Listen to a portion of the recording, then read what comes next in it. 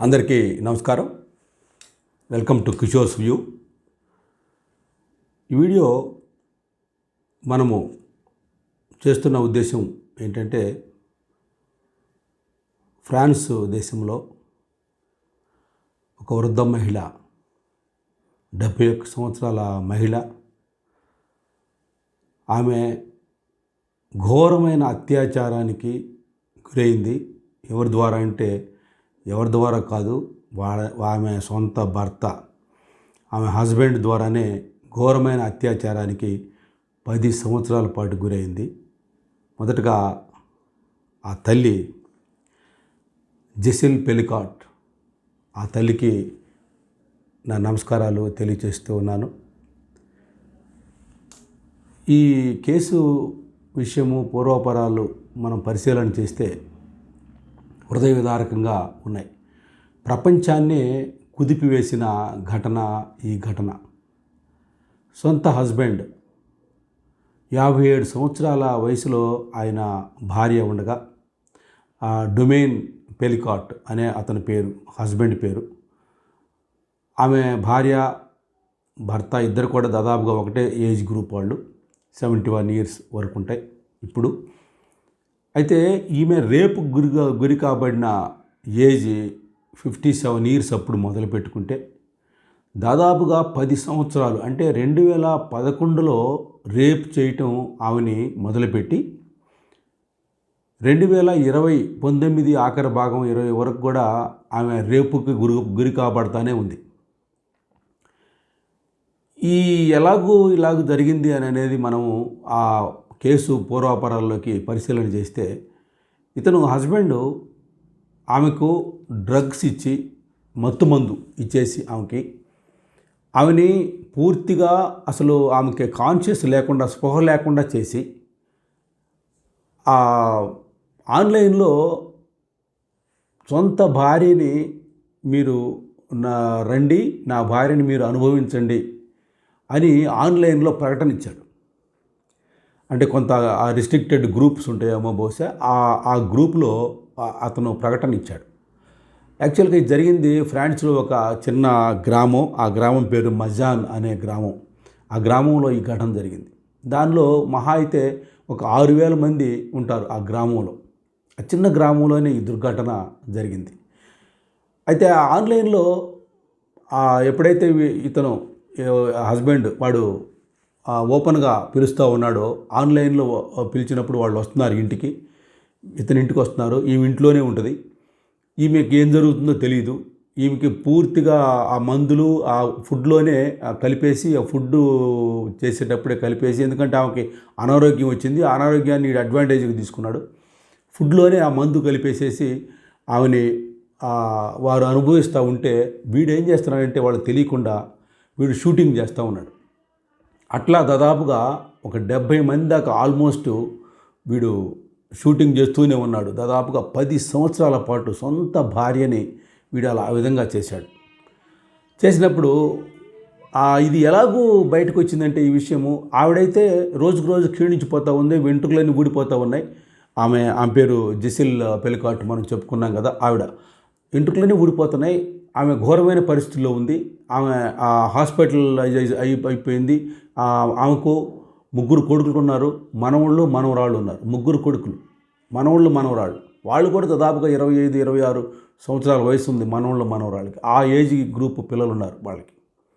అయితే ఈమె హాస్పిటలైజ్ అయినప్పుడు ఈమె చూయించుకుంటూ ఉంటుంది, ట్రీట్మెంట్ జరుగుతూ ఉంది. అది ఒక పక్కుంటే, వీడెట్ట పట్టుబడ్డాడంటే హస్బెండ్ ఒక స్టోర్లోకి వెళ్ళాడు. సూపర్ మార్కెట్ అంటాం కదా మనం, అక్కడ స్టోర్స్ అంటారు. ఆ స్టోర్లోకి వెళ్ళి వీడు లేడీస్ స్కర్ట్స్ ఉంటాయి కదా, వాటిని వీడు వీడియో చేస్తూ ఉన్నాడు వాళ్ళకి తెలియకుండా, ఆ షాపు ఓనర్స్కి తెలియకుండా చేస్తూ ఉంటే వాడిని పోలీసులు పట్టించారు. వీడు ఇట్లా చేస్తూ ఉన్నాడు, ఈ స్కర్ట్స్ సపరేట్గా తీస్తున్నాడు, వీడియోలు తీస్తున్నాడు, మాకు తెలియకుండా చేస్తున్నాడు అనేది వాడి మీద అభియోగం మోపితే పోలీసులు వాళ్ళని పట్టుకెళ్ళినప్పుడు విచారణలో తేలింది ఏంటంటే, వాడు కంప్యూటర్స్ అవన్నీ వీళ్ళు పోలీసులు చెక్ చేస్తూ ఉన్నప్పుడు, అసలు వీడు ఏం చేస్తాడు ఏంటని చూస్తూ ఉన్నప్పుడు ఇవి మొత్తం బయటపడింది. వాడి భార్యతోటి వాడు ఏ విధంగా వాడి చేత ఆ విధంగా వ్యభిచారం చేయిస్తున్న, వ్యభిచారం అనకూడదు, దీన్ని తప్పు మాట అది, వీడు రేప్ చేయిస్తూ ఉన్నాడు వీడు. ఆ చేయిస్తా అవన్నీ కూడా వీడియోస్ దొరికిపోయినాయి. ఆ వీడియోల ద్వారా అందరినీ పిలిచారు. అందరిని పిలిస్తే అక్కడ ఇక ఆల్రెడీ ఇప్పుడు ఈవిడికి దగ్గరికి వెళ్ళిపోయింది ఈ ఇష్యూ వెళ్ళిపోయి, ఏమ్మా నీకు ఇది తెలుసా, ఇట్లా జరిగింది నీ మీద అని అంటే తనకు అసలు ఏమీ తెలియదు. అదేంటి నీ తెలియకుండా అంటే నాకు అసలు ఏం తెలియదు, ఐ డోంట్ నో, నాకు అసలు హెల్తే బాగలేదు, ఇప్పుడు కండిషన్ నాది బ్యాడ్గా ఉంది, నేను I want to see that videos అని చెప్పి దోస్ వీడియోస్ అని చెప్పి అందాం. ఆ వీడియోలు ఏవైతే ఉంటే నేను చూడాలంది. సో ఆ వీడియోలు ఈమెకు చూపించారు. చూపిస్తే ఎంత ఘోరమైన విషయం అంటే, ఈమెకు అసలు కంప్లీట్గా న్యూడ్ చేసేసి బట్టలు లేకుండా చేసేసి అంత ఘోరమైన స్థితి ఆమె చూసింది. దానికి తోడు ఒక 26 years బాయ్ వాడు కూడా ఆమెను రేప్ చేయడానికి, అంటే ఆమెతో అనుభవించడానికి వచ్చాడు. అది కూడా చూసి ఆమె అన్న మాట వాళ్ళతోటి, నా మనవడు age, my grand Sons age అని ఆమె నివ్వెరపోయిందట, పెద్దగా ఏడ్ చేసిందట. అంటే అంత ఘోరానికి వడికట్టాడు సొంత భర్త.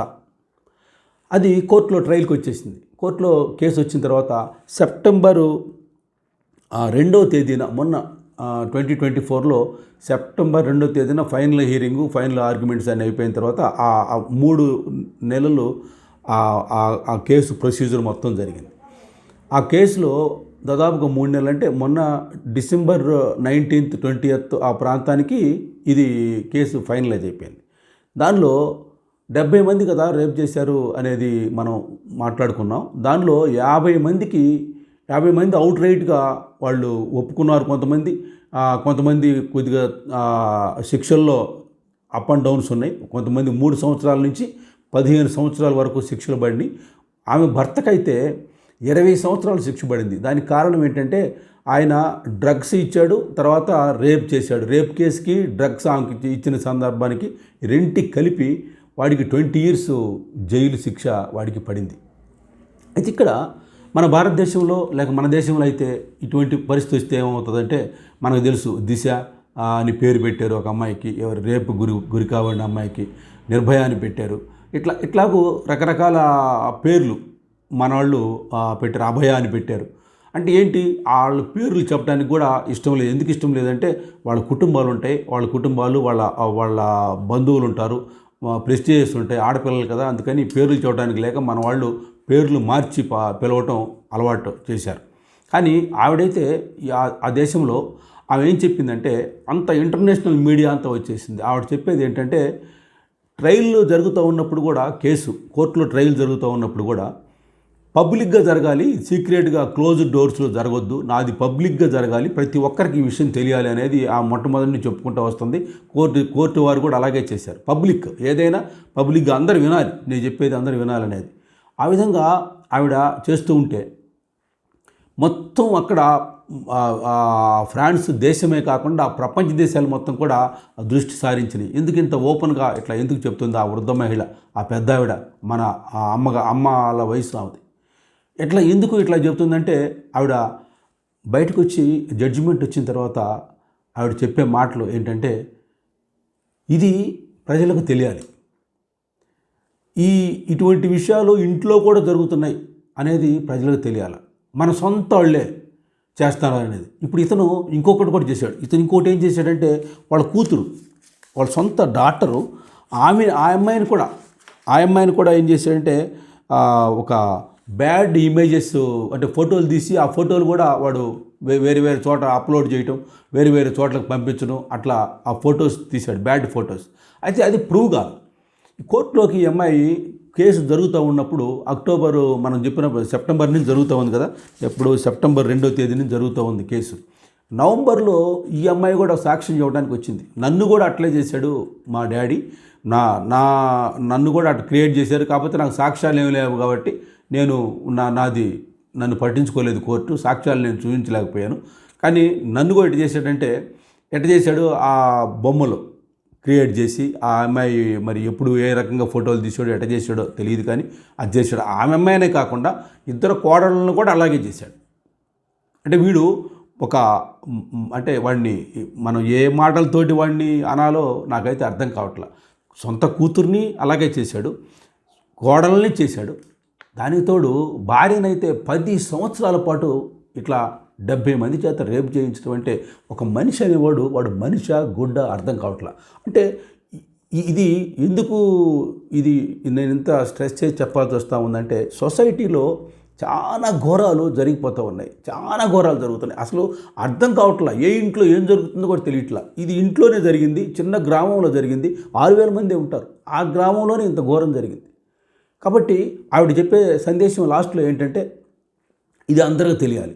కానీ ఆమె ఇంకో మాట చెప్పింది లాస్ట్లో, అద్భుతమైన మాట ఏంటంటే భార్యాభర్తలు కాపురాలు చేయాలి, అండర్స్టాండింగ్తో కాపురం చేయాలి, ఒకరినొకరు అర్థం చేసుకొని కాపురం చేయాలి, మంచిగా ఉండాలి అనేది లాస్ట్లో ఆ మాట చెప్పి తను క్లోజ్ చేసింది. మీ అందరికీ మనందరం తెలుసుకోవాల్సింది ఏంటంటే ఎక్కడ ఎప్పుడు ఏం జరుగుతుందో తెలియట్లా. ఇప్పుడు అదే మన భారతదేశంలో ఏమంటాం, ఇటువంటి రేపులు జరిగితే ఆ ఒక్కతే ఎందుకు పోయింది, ఆమె ఎందుకు డ్రెస్సులు అట్ట బ్యాడ్ డ్రెస్సెస్ వేసుకుంది, ఆమె అటువంటి డ్రెస్సులు వేసుకొని పోతే ఏమైంది, ఆయన ఆ టైంలో ఎందుకు వెళ్ళాలి. ఇప్పుడు ఈమె ఏ టైంలో పోయింది? కలకత్తాలో ఆ ఇన్సిడెంట్ జరిగితే డాక్టర్ని రేప్ చేస్తే ఆమె ఆ నైట్ ఆ ఆ రూమ్లో హాల్లో ఆమె పడుకోవడానికి అక్కడ కూర్చొని ఉంది. కూర్చున్న ఆమె రేప్ చేశారు కదా. అంటే వాళ్ళు అట్లా ప్రవర్తిస్తే కాదు, ఈ మృగాలు మానవ మృగాలు ఈ మృగాలు అట్లాగూ మీద పడిపోతూ ఉన్నాయి. అక్కడ ఆ రేపు జరిగితే మన వాళ్ళు ఏమంటారంటే సింపుల్గా వాళ్ళు జాగ్రత్తగా ఉండాలి, ఆడవాళ్ళు బయటకు పోయేటప్పుడు బ్రదర్ని తీసుకొని పోవాలా, తండ్రిని తీసుకొని పోవాలా, ఒక్కతే ఎందుకు పోవాలా, అందుకే రేపు చేశారు. ఇవన్నీ మనవాళ్ళు ఈ పొలిటీషియన్స్ వీళ్ళంతా కూడా రకరకాల మాటలు మాట్లాడి నీరుగార్చే కార్యక్రమం చేస్తున్నారు. ఆవిడ ఏం చేసిందంటే ఇది అందరూ తెలియాలి సొసైటీలో. ఆ డ్రెస్సులు వేసుకుంటే కాదు, ఇక్కడ ఆమెకి 57 సంవత్సరాలప్పుడు ఏం డ్రెస్సులు వేసుకోగలుగుతామే? ఆమెకు వయసు అంతా అప్పుడు 57 సంవత్సరాల నుంచి మొదలు పెడితే 67 సంవత్సరాల వరకు ఆమెను రేపు చేస్తూనే ఉన్నారు. 10 years.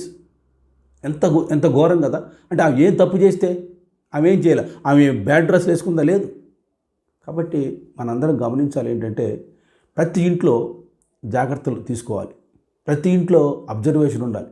అంత మాత్రం చేత ఏదో జరిగిపోతుంది అనేది నేను అంటలేదు, దాని మూలాన ఎవరెవరిని గొడవలు పెట్టుకోవాల్సిన అవసరం లేదు. కానీ బాధ్యత కలిగి ప్రవర్తించాలి, ప్రతి ఒక్కరు కూడా బాధ్యత ఉండాలి, భార్యాభర్తలు కూడా ప్రేమగా ఉండాలి. అదే ఇక్కడ ఇటువంటి జరగకుండా ఉండాలంటే మనం ప్రికాషన్స్ అన్ని తీసుకోవాలి.